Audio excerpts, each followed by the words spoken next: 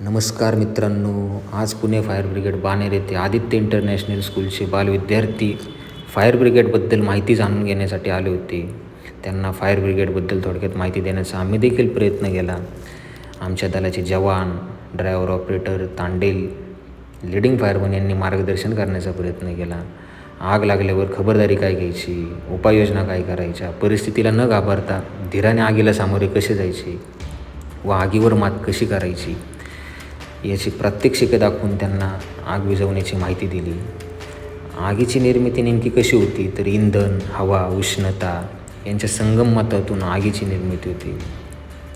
आग जोपर्यंत छोटी आहे तोपर्यंत आपण तिला हाताळू शकतो, पण आगीने जेव्हा रौद्ररूप धारण केल्यानंतर आग आटोक्याच्या बाहेर जाते तेव्हा फायर ब्रिगेडशीच संपर्क तुम्हाला साधावा लागतो. तर फायर ब्रिगेडशी संपर्क साधण्यासाठी तुम्ही कोणत्या गोष्टी करायच्या, 101 हा नंबर त्यांना सांगितला की तुम्ही मोठ्यांच्या मार्गदर्शनाखाली या नंबरवर कॉल करू शकता.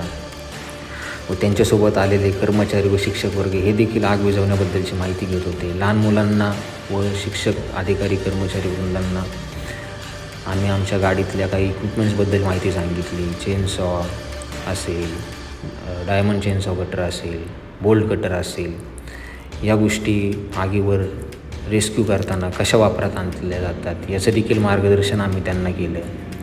त्याचबरोबर त्यांना फायर ट्रकमध्ये असलेलं CD, standard branch, short branch याबद्दलची देखील माहिती दिली. तसेच आगीवर काम करताना होज रील, हायड्रोलिक मटेरियल याबद्दलची देखील त्यांना माहिती दिली. तसेच लहान मुलांना देखील काही खास गोष्टी लक्षात ठेवण्यासारख्या सांगितलं की गॅस स्टोवपासून दूर राहा, इलेक्ट्रिक वायर खेचू नका, जरी कुठं आग दिसली तरी घाबरून जाऊ नका, मोठ्यांच्या मार्गदर्शनाने तुम्ही फायर ब्रिगेडशी संपर्क साधून कॉल करू शकता. तसेच त्यांना लास्टला आम्ही आगीवर काम करताना प्रात्यक्षिकं करून दाखवली, पाणी मारून दाखवलं की नेमकं आगीबद्दल कसं काम केलं जातं. धन्यवाद.